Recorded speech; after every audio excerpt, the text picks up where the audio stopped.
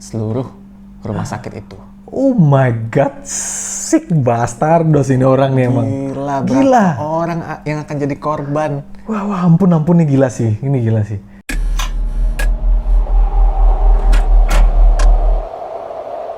Yo, what's up everybody? Welcome back to our channel Seni ST bersama saya hostnya di sini Glenn dan Thompson.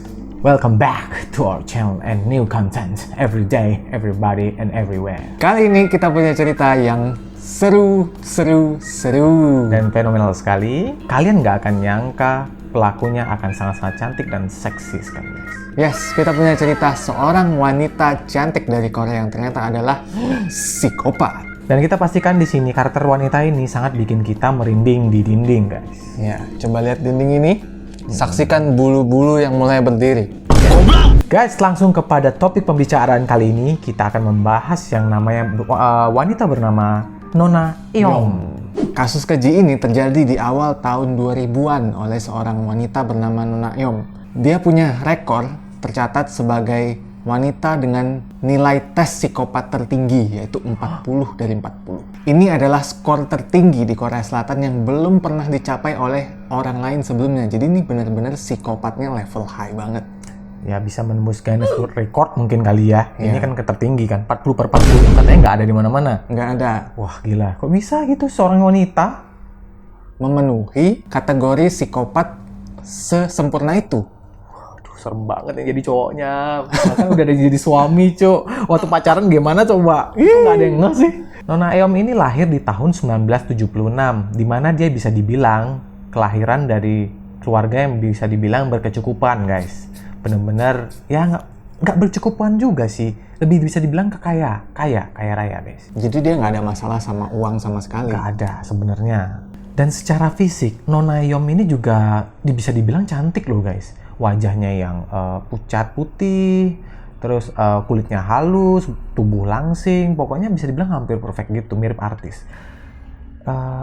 Tapi itu deskripsinya masih belum terlalu pasti, karena kita juga mendapatkan deskripsi itu atau informasi itu dari saksi yang menggunakan referensi artis. Jadi sampai di polisi pun wajahnya juga ditutupi, tidak diketahui, guys. Ya, intinya tidak disebarluaskan ya wajahnya ya. Jadi kita juga nggak bisa lihat orangnya seperti apa aslinya. Ya, private banget lah. Selain itu, si Nona Eom ini juga punya kebiasaan yang hedon, guys. Jadi dia itu visi misinya foya-foya.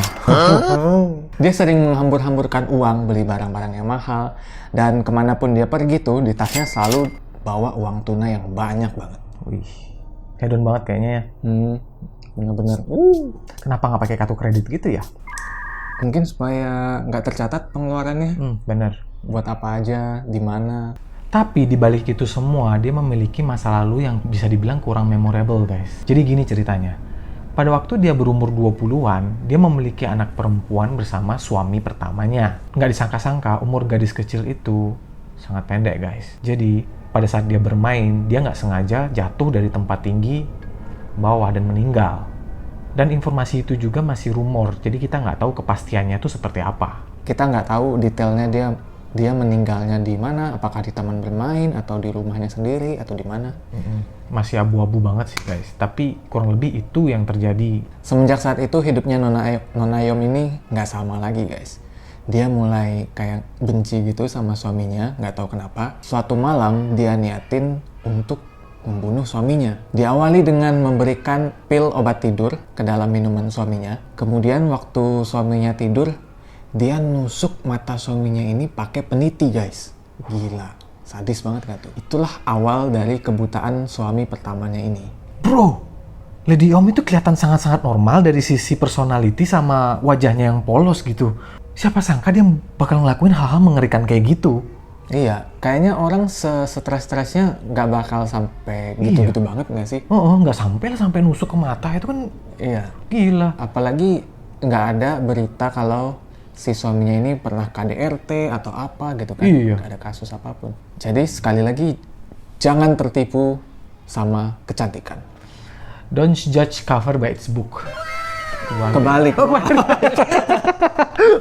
Itu mau wise tapi salah ngomongnya. Karena cantik aja nggak cukup.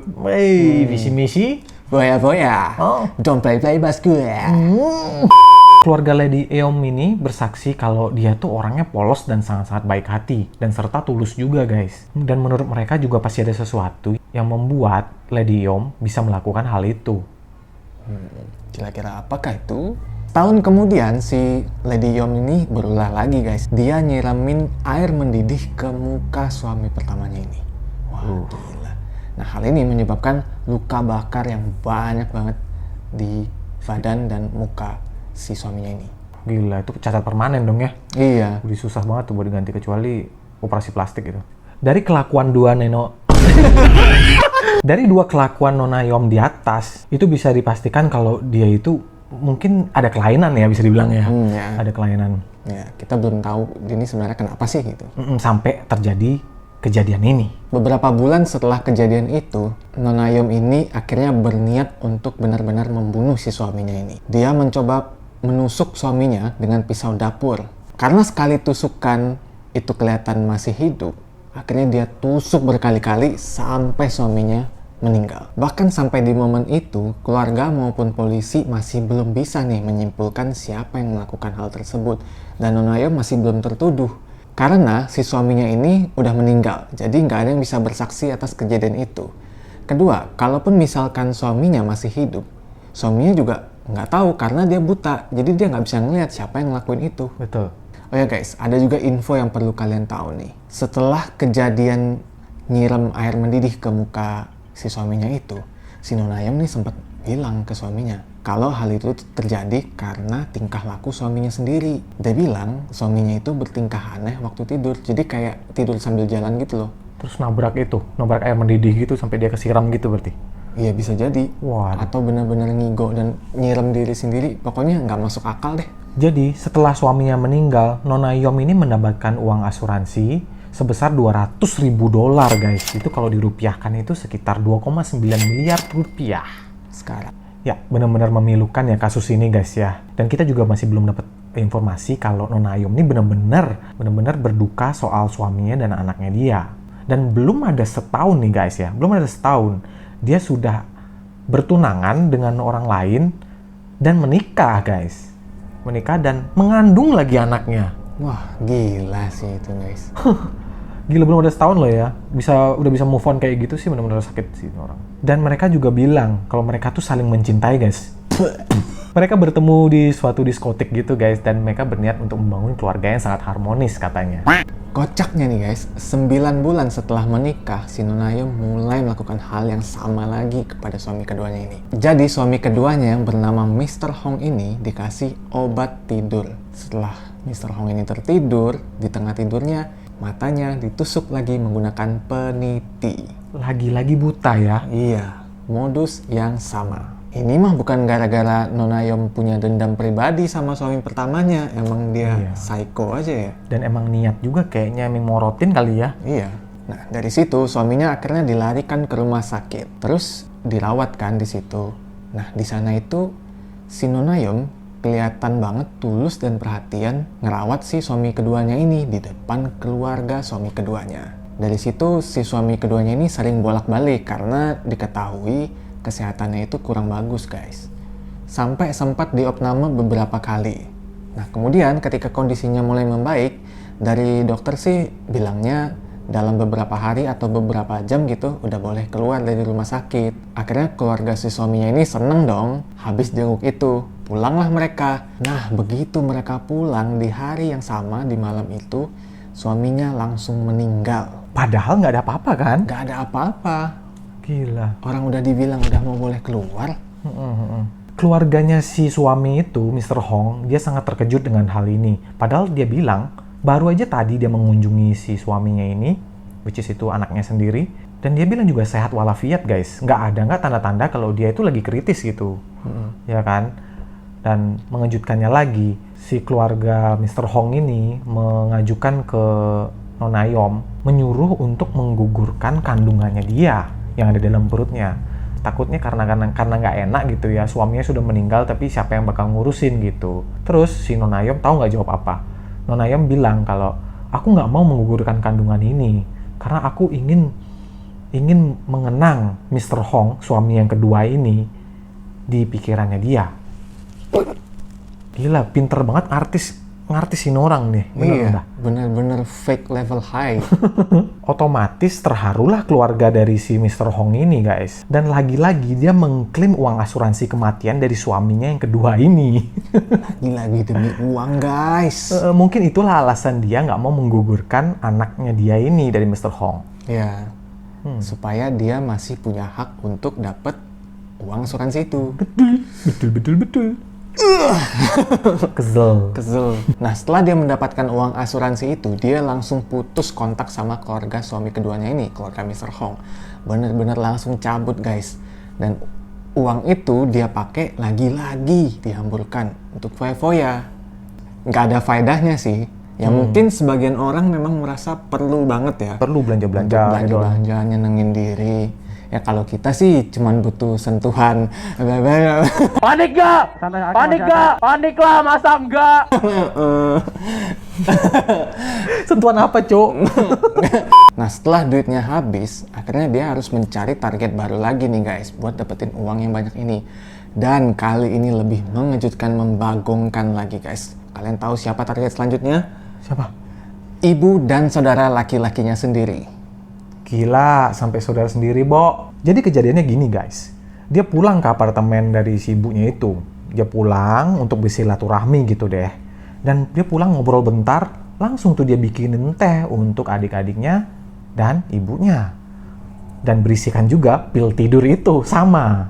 Template-nya sama, guys. Nggak takut ketahuan apa nih orang gitu kan. Iya.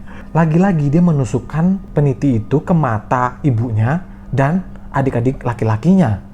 Wah, gila sih ini sih. Dan otomatis mereka dibawakan ke rumah sakit. Si Nona Iom ini, dia berusaha untuk melakukan sesuatu yang sangat parah, guys. Dia berusaha menyuntikkan cairan racun itu ke IV. Tahu nggak IV itu? Kayak, kalau kalian diopname kan kalian kayak dikasih, selang gitu. Selang buat dimasukin ke cairan ke tubuh kalian. Nah, itu dimasukin racun ke sana, ke selang adiknya, agar adiknya meninggal, guys. Gila. Tapi adiknya tidak meninggal. Itu yang membuat dia sangat-sangat marah. Psycho emang nih orang sih. Psycho sih. Benar-benar seniat itu buat ngebunuh. Seniat itu. Dan dia sangat-sangat marah karena dia sangat-sangat menginginkan uang itu gitu. Nah, kemudian Nona Yom ini meyakinkan lagi si ibunya nih. Dia meyakinkan si ibunya buat ngejual apartemen. Oke, akhirnya disetujuin sama ibunya. Terjual. Dikira uangnya dipakai untuk biaya pengobatan. Ternyata duitnya dipakai buat foya-foya lagi, guys. Buat beli alkohol, shopping, beli baju-bajunya dia, semua barang-barang mewah lah. Nah, di sini keluarganya udah mulai curiga dong. Loh, kemana duitnya? Kok nggak ada? Kenapa tagihannya juga belum terbayar gitu kan? Tagihan rumah sakit ya? Ya, tagihan rumah sakit. Nah, karena keluarganya mulai mempertanyakan itu, akhirnya si Nona Yom ini berniat untuk membunuh keluarganya sendiri lagi, guys. Beberapa bulan kemudian, Nona Eom ini pergi ke apartemen saudara laki-lakinya. Di situ, dia langsung membakar apartemen itu beserta adik-adiknya, guys. Gila, nih orang sakit jiwa sih. Tapi, dia kecewa. Kenapa? Karena adik laki-lakinya itu selamat dari kebakaran itu. Itu yang membuat dia sangat merasa kurang puas dengan kejadian itu. Iya, padahal adiknya udah kena itu luka bakar ya. Oh iya. Adik laki-lakinya itu masih selamat, tapi memiliki luka bakar yang serius, guys. Oke, di sini tambah curiga lah si keluarganya Nona Eom itu, guys. Dan dia otomatis kayak gak dapat tempat tinggal lagi. Siapa lagi yang mau menampung dia gitu, karena kecurigaan dari keluarganya tadi. Dan plus dia juga sambil mengandung bayinya, guys. Di situ kan kalau nggak ada tempat tinggal kan gimana cara merawatnya gitu kan. Dan dia akhirnya mengkontak mantan dari babysitternya dia yang lama.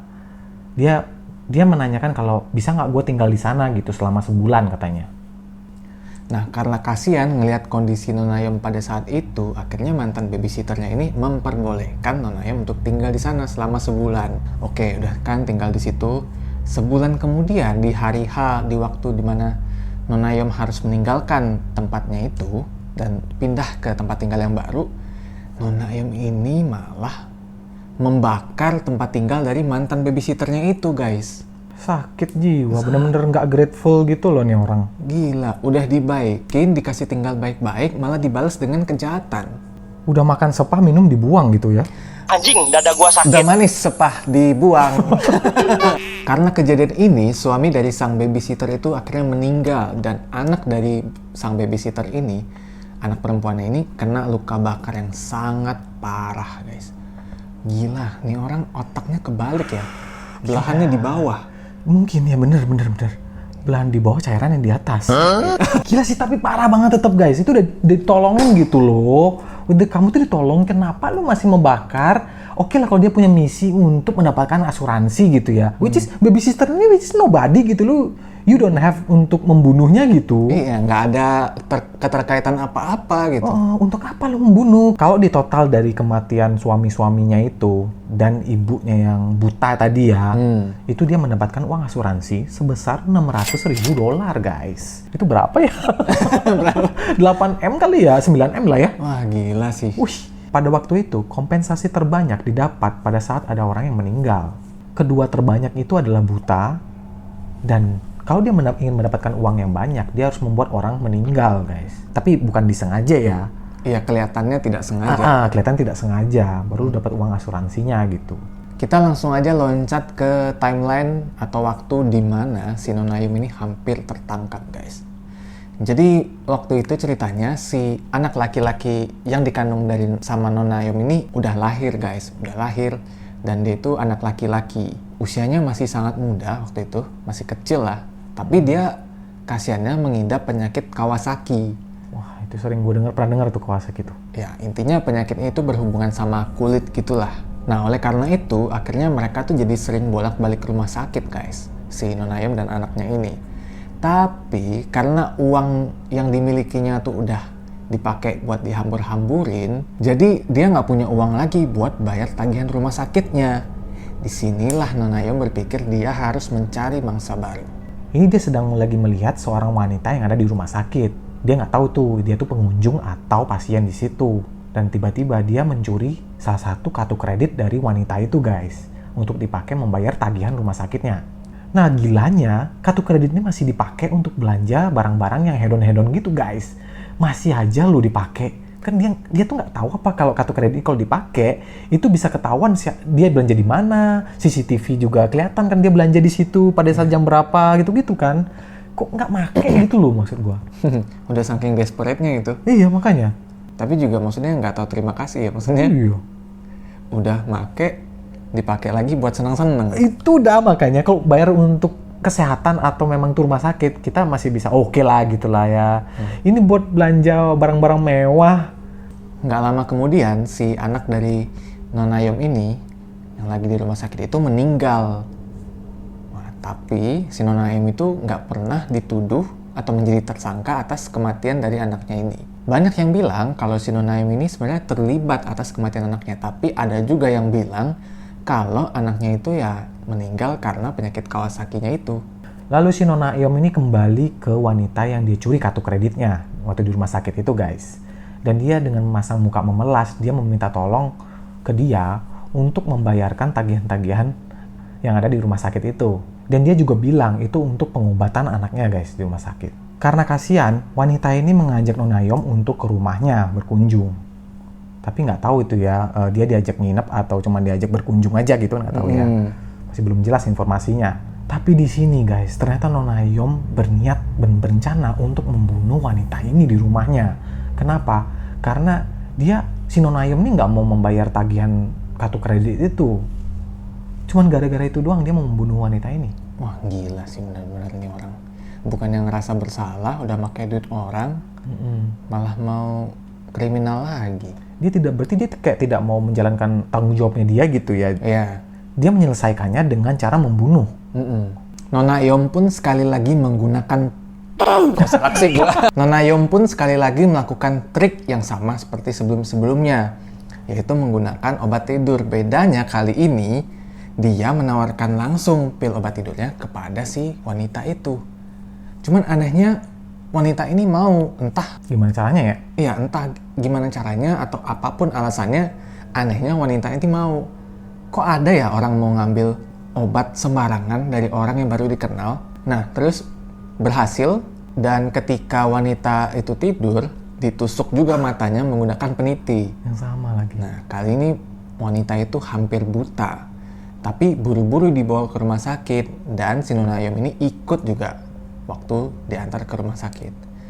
Nah, sesampainya di rumah sakit, si Nona Ayom ini berpikir lagi untuk benar-benar membunuh si wanita itu tadi. Kali ini caranya lebih brutal guys, yaitu dia akan membakar seluruh rumah sakit itu. Oh my god, sick bastardos ini orang nih emang. Gila, Gila. Orang yang akan jadi korban. Wah, ampun nih gila sih, ini gila sih. Karena aksinya itu terlihat di CCTV, Nona Ayom ini akhirnya ditangkap polisi guys. Pada saat diinterogasi, kenapa dia melakukan itu, dibilang gitu kan. Terus si Nona Ayom jawab, karena dia makin narkoba. Makanya dia butuh uang untuk beli banyak narkoba guys. Akhirnya polisi curiga dong, bener apa enggak nih orang. Akhirnya polisi menyuruh dia untuk ngetes urinnya dia, apakah benar dia menggunakan narkoba. Dan hasilnya negatif guys, dia tidak menggunakan narkoba. Dia ketahuan berbohong tuh. Tapi alasannya lebih kocak lagi. Dia bilang dia meminum obat yang bisa nge-flush, bisa dikencingin lah ya, bisa nge-flush semua obat-obat narkoba itu yang ada dalam tubuhnya dia gitu. Jadi nggak terdeteksi. Gitu. Jadi nggak terdeteksi dia narkoba gitu. What? Mind blowing banget nih orang. Dan akhirnya polisi mencoba untuk ngecek lagi guys. Dan ternyata lagi negatif guys, ketahuan berbohong lagi. Aduh, mau sampai kapan sih Neng berbohongnya? Cukup. Gila, tampar aku mas, tampar. Eits. Nah, dalam laporan pengadilan, si Nona Ayom ini tercatat menggunakan sinjinnya atau salah satu kategori gangguan jiwa atau mungkin bisa dibilang gila ya. Melaporkan kalau dia tuh gila sebagai alasan dibalik aksi-aksinya ini supaya hukumannya lebih ringan. Dan mungkin dia dibawa ke rumah sakit gangguan jiwa kali jatuhnya ya. Ya, intinya selain mengulur waktu terus memperkecil kemungkinan beratnya dia, hukuman gitu. Beratnya hukuman ya. Ya. Tapi pengadilan pada saat itu memutuskan bahwa dia nggak gila guys. Dan akhirnya dia pun dipenjara. Nggak tahu sih itu dipenjaranya berapa lama. Keluarga dari suami pertama dan suami kedua pada saat itu juga hadir di pengadilan. Dan mereka mengaku sangat marah guys. Karena pada saat diadili, si Nona Ayom ini terlihat nggak menyesal. Dan malah mengarang alasan-alasan yang seakan-akan masuk akal. Salah satunya menyalahkan kematian anaknya yang membuat dia menjadi sangat sedih dan akhirnya melakukan aksi-aksinya itu. Psikolog menyatakan kalau si Nona Ayom ini mengalami borderline personality disorder atau bisa dibilang gangguan kepribadian ambang, guys. Oh, apa itu? Dimana dia cenderung sering berbohong, mood yang sering naik turun, dan cenderung emosi yang sangat sensitif. Oh, gila, bayangin. Itu PMS kan? PMS. Gimana lu ngontrolnya, guys? Oh iya ya, bisa lebih gila lagi kali responnya ya. Itu dah, lu cabi-cabi lu. Bilang dah lu. Wanita normal aja, kalau yang PMS ada yang sampai menyebalkan. Gak bisa disalahin lu, guys. Juga dia juga mempunyai tanda-tanda psikopat, guys. Pertama, menggunakan pesona dan kebohongan untuk mendapatkan apa yang dia mau. Dan mengambil keuntungan orang-orang di sekitarnya dia, guys. Wah. Oportunis nih, ciri pertama. Kedua, apa itu bro? Yang kedua, dia selalu tidak menyesal dan selalu menggunakan alasan-alasan yang tidak masuk akal. Wah, gila tuh. Yang suka bikin alasan, apakah lu juga psikopat? Terus apa lagi bro? Terus ketiga, wajahnya tidak menunjukkan ekspresi dia itu kayak ingin menampaikan sesuatu tuh apa tuh nggak kelihatan gitu. Oke, jadi ekspresi sama apa yang dia pikirin, dia rasain itu nggak sejalan ya? Nggak sejalan, which is itu yang paling berbahaya gitu. Jadi kita kayak gue nggak bisa raut wajah lu tuh lagi happy gitu, gue nggak tahu gitu kan. Tiba-tiba lu lagi happy nih, tapi dalam hati lu, anjing gue bunuh lu ya, gitu. Gue nggak tahu. Gila, serem sih itu sih, nggak bisa ditebak. Parah itu. Nah, itu dia ceritanya guys. Gimana? Apakah kalian punya ciri-ciri psikopat seperti yang disebutin tadi? Pacar mungkin? Teman? Kalau misalkan kalian punya 3 ciri-ciri itu, kayaknya kalian udah harus ngambil tes psikopatnya deh. Namanya PCLR. Yes, betul. VCLR. BCLR, dia mau bahasa Inggris dia ternyata. PCLR. Kalau kalian mendapatkan nilai yang lumayan, silakan komen atau DM kita gitu ya. Mungkin kita bisa bantu. Bantu laporin ke polisi. Gitu dulu guys konten kali ini. Gimana menurut kalian? Seru apa enggak? Kalau seru, boleh dong pencet tombol like-nya. Dan subscribe dan komen juga loh. Free loh itu guys. Boleh juga share ke teman-teman kalian supaya dapat insight dari cerita ini.